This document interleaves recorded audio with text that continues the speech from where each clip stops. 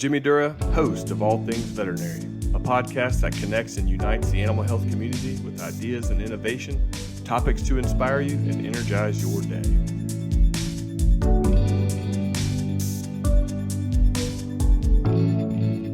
Hello and welcome to another episode of the All Things Veterinary Podcast. Today we are thrilled to welcome in Dr. Zack Mills from Tiger Tails Animal Hospital. Dr. Mills has a really interesting background and neat career. He's been in the vet industry for 41 years approximately, attended Clemson University undergrad, which I'm going to ask Tigers. Uh-oh, here we go. It's early and he's already jabbing. He went to Georgia Vet School, and after vet school, he went and joined a senior veterinarian, if you will, as an associate, where he ended up working for several years before he bought the practice, kept the original owner on, and had a great partnership there. Kept and grew that practice with a couple partners. And then he actually found his way into the vet industry, kind of on the industry side with Muriel, where he worked for many years. How many years? 17. 17 years. And then in 2012, right, is basically the next step where you and your wife, Susan, opened Tiger Tails Animal Hospital and have had just a phenomenal run. And I want to ask you some of the history of this place and the experiences you've had. So thanks for joining us. Welcome in. I'm glad to be here. This is going to be fun, I think. It's going to be a lot of fun. So for our audience, the general topic that I want to get Dr. Mills into today is dentistry and general practice. I've had the opportunity to work with you and Susan here at the clinic for several years now. It's been a ton of fun. And you guys have a phenomenal reputation and a great culture. You know, from the outside looking in, did you guys intentionally, have a strategy or philosophy that kind of set the tone for this hospital? We did. Back then when we opened it up, it was before, this big idea. There were studies that came out that were saying there's too many veterinarians, and it was not necessarily the profession to go into. Bayer had done a couple of different studies, and one of them was saying that they were kind of worried that there's going to be too many veterinarians down the road and there wasn't going to be a return on the investment. But then they did another study that was going, what do the clients want? And, so we took a lot of that, of that study, and went in focused with that study. They wanted things like wellness plans. They wanted to be with their pet when you're examining their pet. They wanted to be explained what you were doing and why you were doing it. And they didn't want the dog on the table, especially big dogs. They wanted you to, they wanted kind of a more friendly environment. And so that's why we built the practice the way we built it, with more windows and stuff so people can see out and dogs could see out, and started with the wellness plans and all that, trying to take all that Bayer had done and kind of show veterinarians at this point, this is a great living. You can still be very successful as a veterinarian. And in these days and times, you got to do things a little different than what we were doing at that point. And it worked. The profession, we've gotten to be able to do more and more, learn more and more. The things we get to do now compared to, dentistry. Back when I first got out of school, they didn't even talk about dentistry when I was in vet school. Right. And now, it's a major part of your practice. Yes. It should be a major part of your practice, because I think it affects the dog almost, maybe heartworm prevention, flea and tick is still a very important thing, but it's one of the things you really got to spend time talking with your client about. All they know is, God, my dog's breath stinks. Why does my dog's breath stink? Well, you got to talk to them about it. Why does it stink? And what are the health issues associated with those bad teeth? Just like with people, the number one reason for valve issues in people, besides defects, birth defects and stuff, is dental disease. It's the same thing with the dog. The number one reason for those murmurs to get worse, or murmurs to even develop, is dental disease, that bacteria that it's just getting into the body from the mouth. So when you talk about dentistry and you talk about prevention, you're making it so. What's our job? Our job is to make those dogs the most comfortable, live longer, healthier, happy lives. That's what I see our job as being. And, yes, it's preventing disease. Yes, it's preventing diseases spreading from dogs to people, all that aspect. And that's part of the veterinarian oath. But the major thing is keeping dogs healthy and happy, or keeping cats healthy and happy. Cats in our practice are extremely important. We're 35%, 40% of our business is cats now. We're a little different. How did we grow our cat business? Very simple. We put a cat clinic right behind the regular hospital. And so now we basically have a dog hospital and a cat hospital that we work back and forth between. I know, and you shared with us dentistry is important. You guys here, would you say 7, 8 full-time DVMs? We're down, we're 7. At 7, 8. Okay. We're 7.5. Okay. So, and I know from your business, you do approximately 4 to 6 dentals a day, something like that, right? Yes, sir. Okay. I know it's a passion. I know it's something you believe in, but how have you been so successful to get your clients to follow your recommendation to be so active in this part of the keeping them healthy? Again, remember, clients your job is to keep those pets as healthy as they can be and live as long as they can. And I'm just talking. I make sure that I spend the time. Not my technician self. The vet. I give them first thing I always do. Some people say, "Oh, you don't need to start with the head. You need to start with the back end." That whole thing. I start with the head. I always do. And first thing I'll do is look at the mouth and look at the teeth. And that usually gets you into a conversation, because the first thing they're going to say is, "Yeah, the dog's breath's getting really bad." And then you can start the conversation of why it is.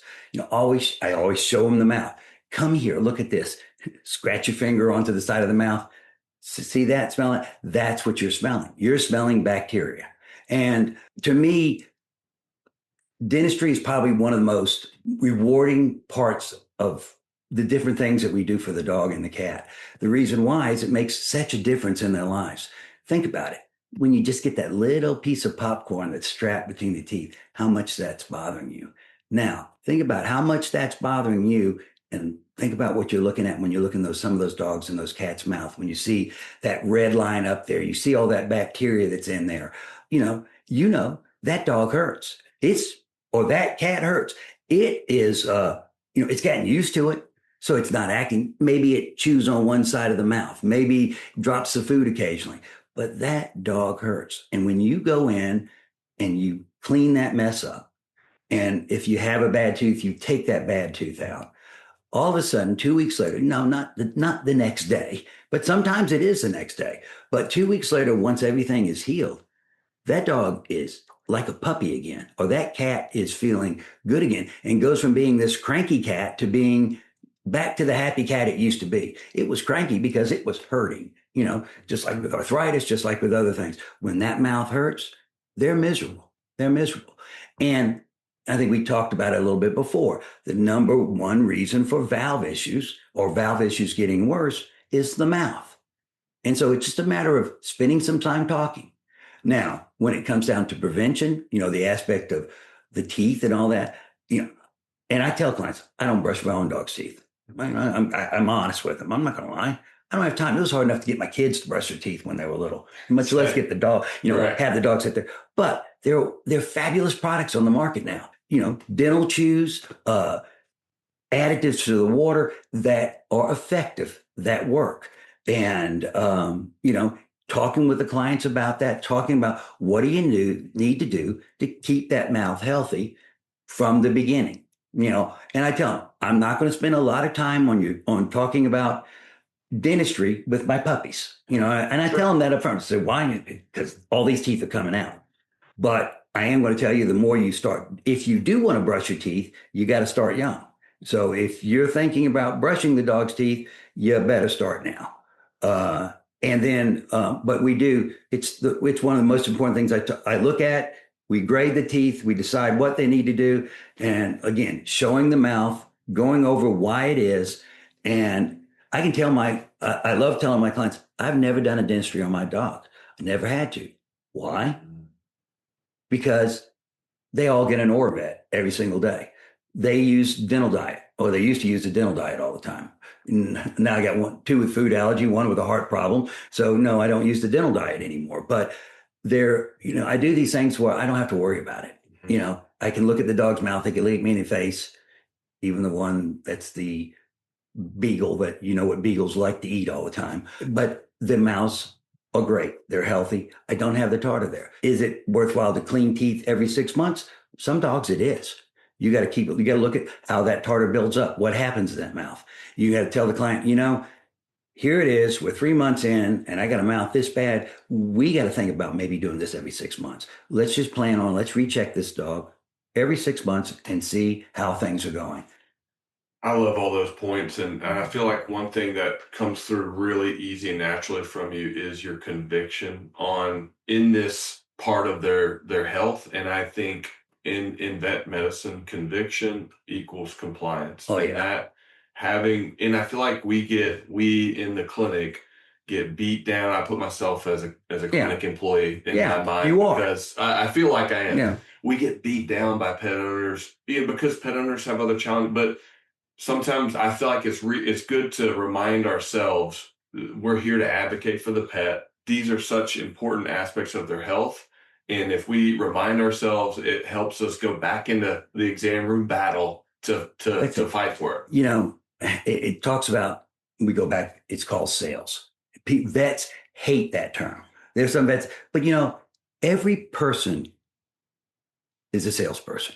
You're either selling your ideas, Yes. If I'm an architect, I'm selling the plans that I've drawn. Teacher in the classroom. I'm selling education. Yes.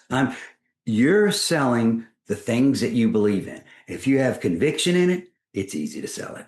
And, I've got conviction in dentals. And really, we all, as veterinarians, we should all have that conviction, because it just, it makes such a difference for the health of the dog. It really does. One thing that you just made me think of, I've had this conversation hundreds of times with veterinarians. Most veterinarians that I've worked with and talked to, if they really believe in something, they will back it. Mm-hmm. And flip side is, if they don't believe, they're true to themselves and they don't sell it, right? Which is really neat. And I think it's good to lean into that sales. That's it. It's like I said, nothing wrong with the term sales. No. And you're selling what's best for that dog, or what's best for that cat.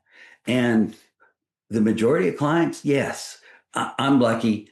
I'm a middle-class area here. I've got people that at the practice, that are, on the lower scale middle class too. Yes, we've got the very rich clients, but sometimes the very rich clients are the hardest people to sell it to. No question. And, so you got to be able to make sure you have ways for those people that can't afford for a dental to begin with, some way for them to break up the prices. And whether you're using care credit, we use a lot all wellness plans, because we sell an addition onto the wellness plan that covers the cost. You can pack it onto your wellness plan. We've got over 1,200 pets on a wellness plan. That's a lot.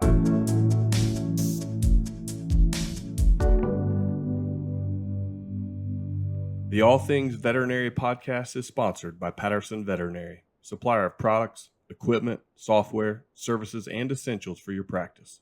Patterson goes the extra mile to make sure you get what you need quickly, develops ways to help your practice run a little better, and backs it all with legendary customer service. Find All Things Veterinary at PattersonVet.com.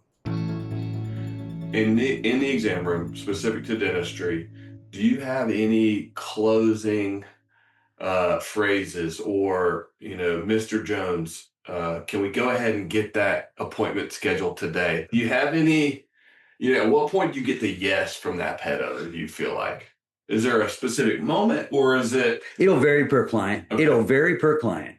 Some of them you'll just go, well, you look at it's a grade 2, it'd be nice to get it done. And I say, look, we need to get this done in the next 6 months. Let's go ahead and look at maybe scheduling it down the road. You give them a little breathing room for today. That's it. They get an exhale. Get exhale, and you get the breathing room for there.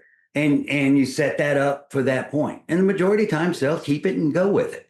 But if it's one that's bad, that that dog is uncomfortable, and you got to sit there and talk about it. Yes.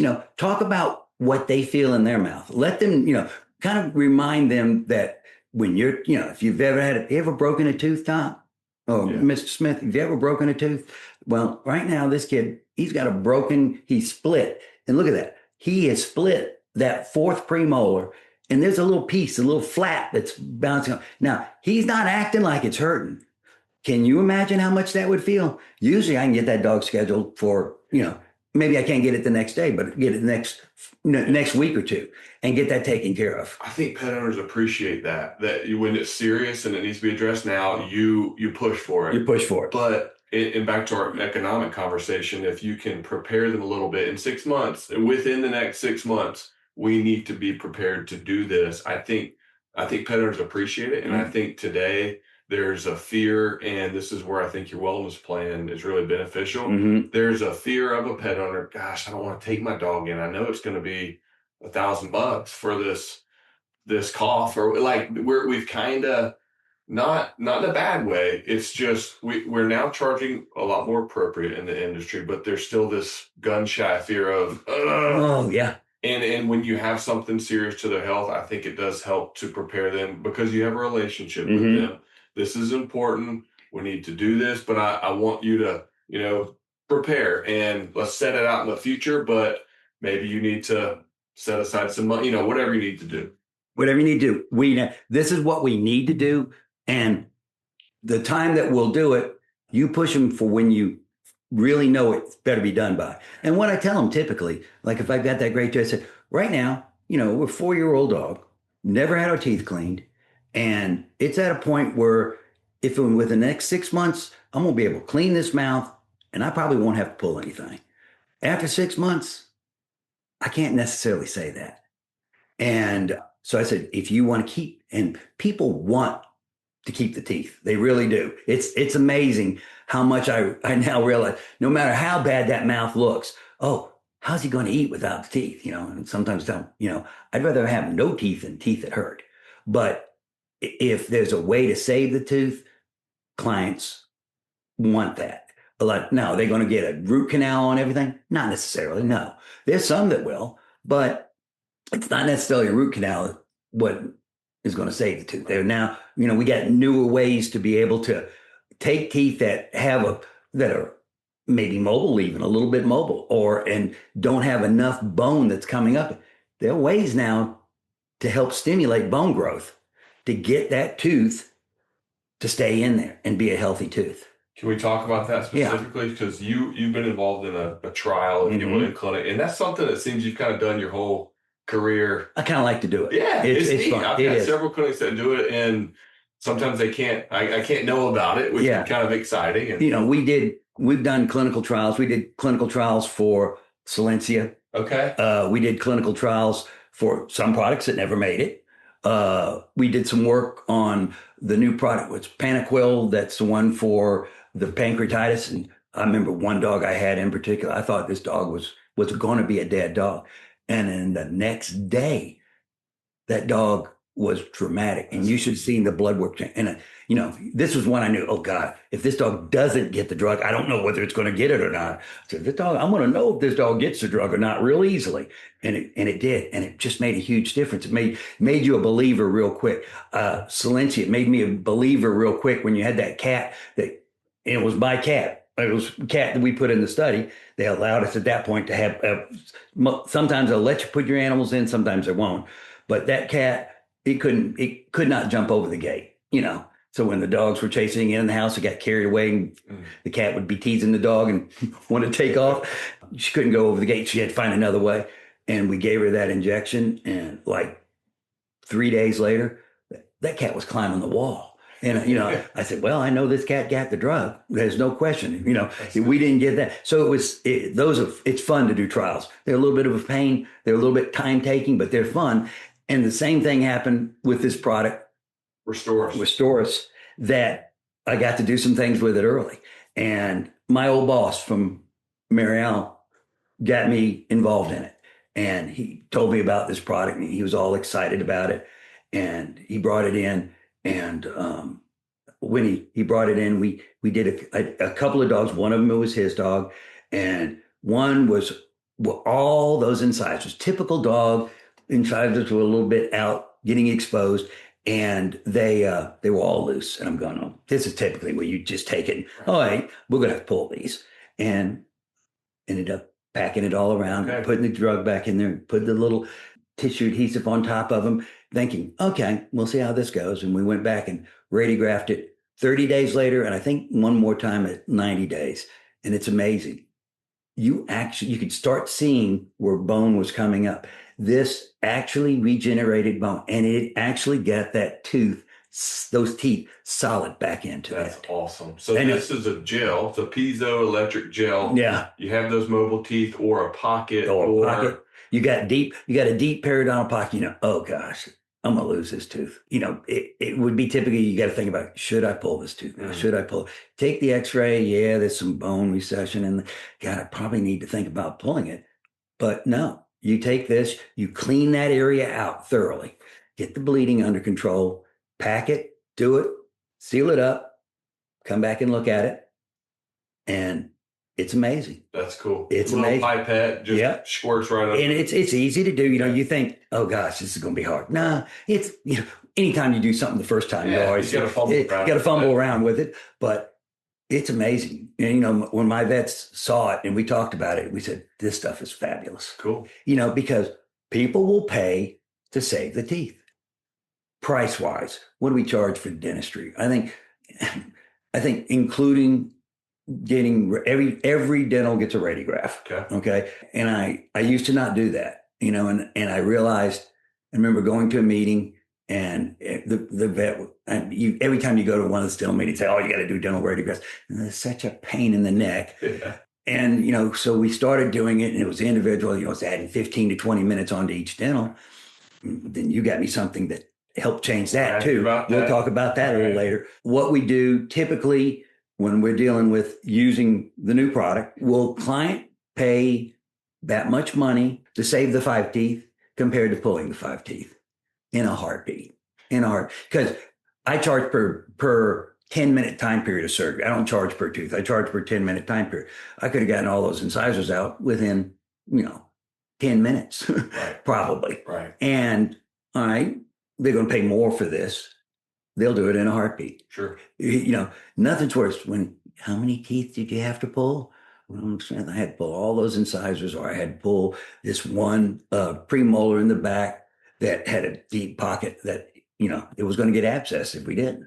And I think there's such a difference with delivering that good news. Here's what we were able to do to intervene and keep these teeth versus, unfortunately, we had to pull 5 teeth and then you get all these questions about, do I have to change my dog's diet or, recovery and so forth. And I'd say depending on, or would you agree, depending on the grade, sometimes the time to take out that tooth, like you might, if you had to section a tooth or something, and sometimes I think the cost of this intervention could be the same or less. Less, it can be. Depending on, you look at that, you got that 4th premolar and you made the bifurcate, I what you use between the 2 roots, you can see, the bone's not there anymore. Right.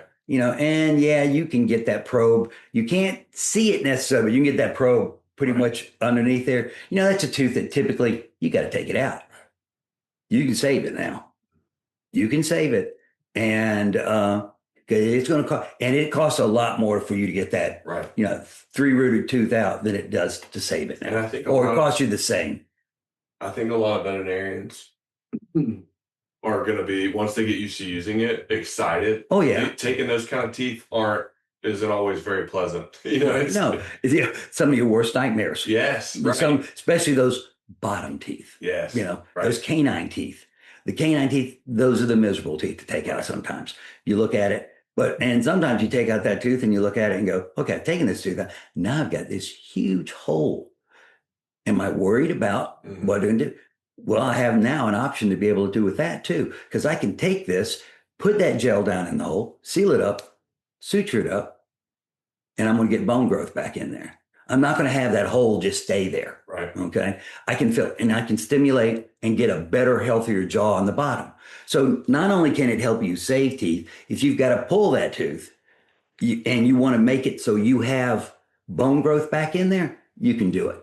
So you can have that stabilization that you need. That's neat. And you've gone back, you said post 30, post 90 days. And what are you seeing with bone those growth. Teeth that you treated? Those teeth, you're seeing more stable, number one, definitely more stable. But 2, you're seeing, and you can even start seeing in 30 days where it's maybe a little difficult to tell, but you measure it out.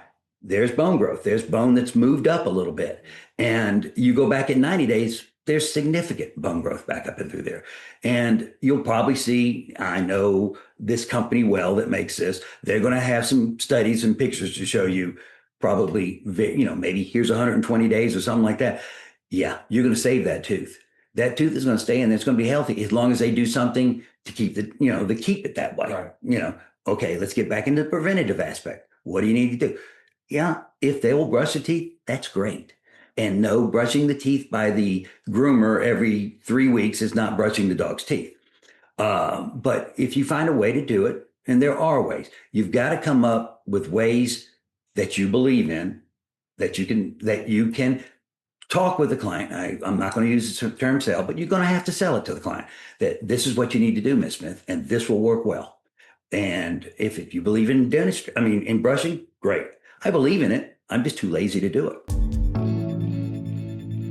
Today's episode is sponsored by Fibro Animal Health Corporation, makers of Regensa Joint Care Chew for Dogs, and introducing Restoris, piezoelectric dental gel, which promotes alveolar bone growth and helps prevent tooth loss in dogs. Visit regensa.com and restoris.net for more information. You mentioned a little earlier, taking radiographs, follow-up radiographs with patients. What has been your dental x-ray setup in the clinic, and what have you done and what are you doing now here? In the past we mainly used the handheld and it worked good, but 20 minutes later I get all my x-rays done. Right. We bought approximately about 6 months ago, I think. We bought it from you. So we bought about 6 months, and it's a panoramic view machine. What was it? Vet Imaging? I can't remember the name. Right, exactly. Vet Imaging made the company, but that thing has been beautiful because I get quality x-rays. It takes you a while to get used to the way it looks. It's a little different. It takes you a while to get used to it, but I get quality x-rays. In 5 minutes, I have it all done, and I'm looking at them. It's a matter of setting the dog up exactly on the machine, matching the two little lines up, boom. It takes it in 30 seconds. You've got it. Stand 6 feet away from the machine, and it speeds up the process. And it's all about getting it done quick enough so you can get those 4 or 5 done that also have maybe a couple of teeth to pull or something more extensive than a cleaning. Okay. And every once in a while we have to pull out on some dogs, smaller dogs, might have to pull out some individuals just to kind of see a canine just a little bit better or something like that. But most of the time, it's a beautiful thing. It speeds it up. It's all about time, y'all. You know it. You get paid for time and your knowledge. It's the time that it takes you to do things and the knowledge base that you have. So the faster you can do it, the more you can get done. Nice. I bet the staff likes it too. Oh gosh, yes. Oh, because nothing worse than having your vet sit there and tapping his foot going, have you finished the x-rays yet? Come on. I want to go. Now, set it down, boom. Usually it's, I turn around, oh, you got them done already? Perfect. Let's get looking.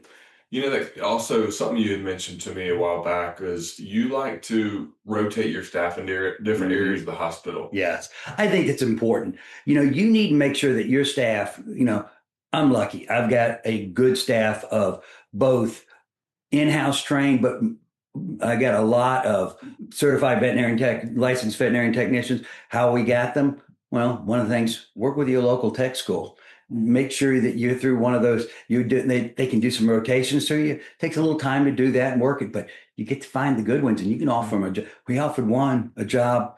They're not going to start till June, but they know they already have a job and they're going to start working on some weekends. But no, this kid he looks for things to do. Yeah. I hate people that stand around. Yeah. I like people that look, and he looks for things to do, and he's knowledgeable. He's doing a great job. But I want to make sure that all my techs, so that way one gets sick, one goes on maternity leave. You don't have one surgery tech that knows everything. Right. You have 5 techs that know everything because every day there's another tech that's doing something. And so you've got that ability to be able to rotate. So my techs will be a room vet tech, there'll be a treatment tech, and there'll be a surgery tech. My assistants will start off as a room assistant until they learn a little bit more. And as we train them, then they'll become a treatment tech or treatment assistant, excuse me. And then they'll come after that, then we'll start training them in the and what the assistants do is mainly monitoring, holding, but monitoring, cleaning instruments, packing instruments, taking that, I don't want a technician's time really being done with that. I want my technicians either with me when I'm doing something. I'm a lazy man. If I'm going to do a spay, I want a technician there with me. I want a technician holding that uterus up so I can get it done quick. That's just me.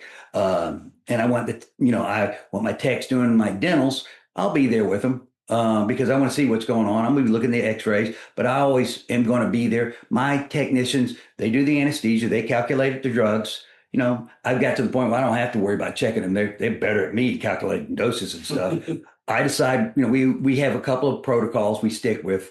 I have, one for the normal dog, one for the dog with a heart problem, older dog. Sure. And, that way they're used to, this is the way I need to monitor, expect it. I'm using dextrometer and, as one of my pre-anesthetics, they're expecting, okay, this dog's going to have a heart rate of 40. I'm not going to panic about that. Right. But like I said, it's nice. One goes on vacation.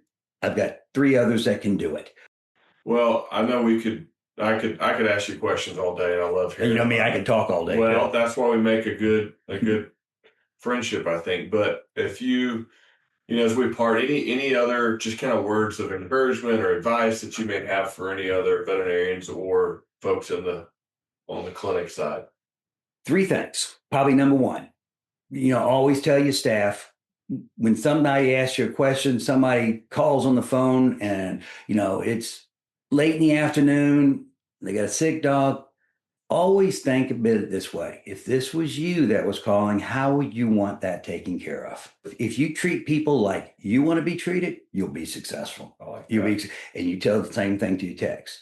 Number 2, pick something as far as your preventative aspects. Pick a heartworm preventative, pick a flea and tick control.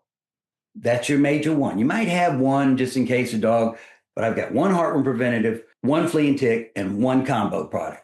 So that way your inventories, you control your inventories. You don't need 14 different non-steroidals. You don't need, and everybody tells you this, but you kind of forget it. Next thing you know, you got them all on your shelf.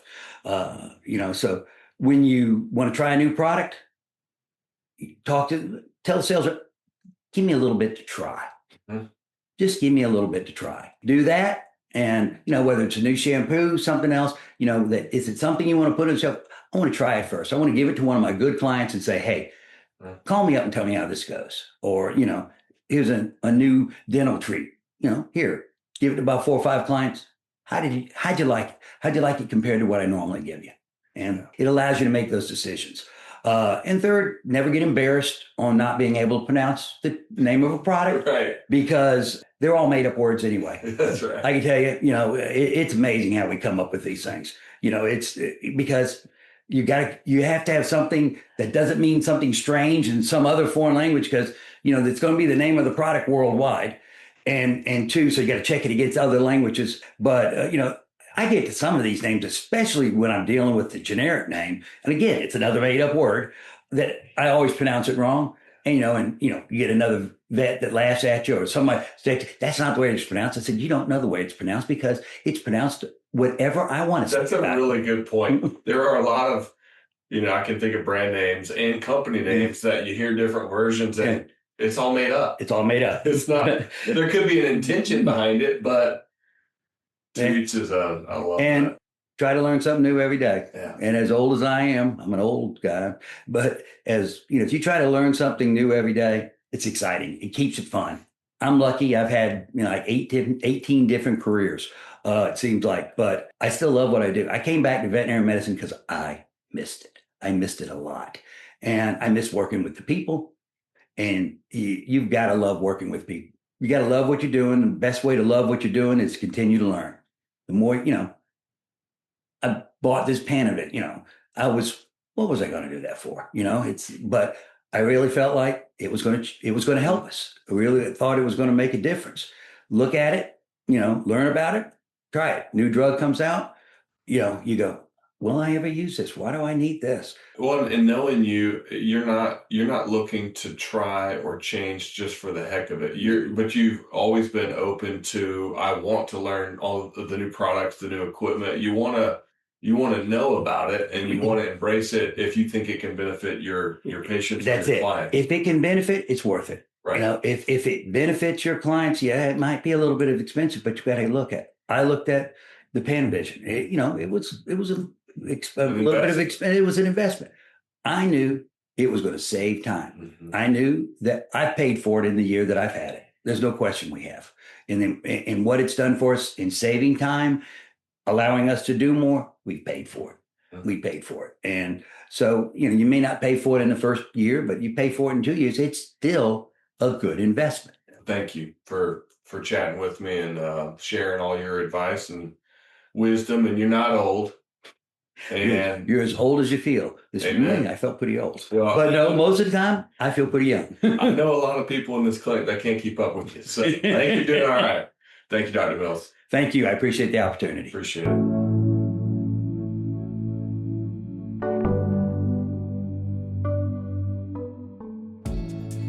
Thank you for listening. Join us for more ideas and inspiration on the next All Things Veterinary podcast.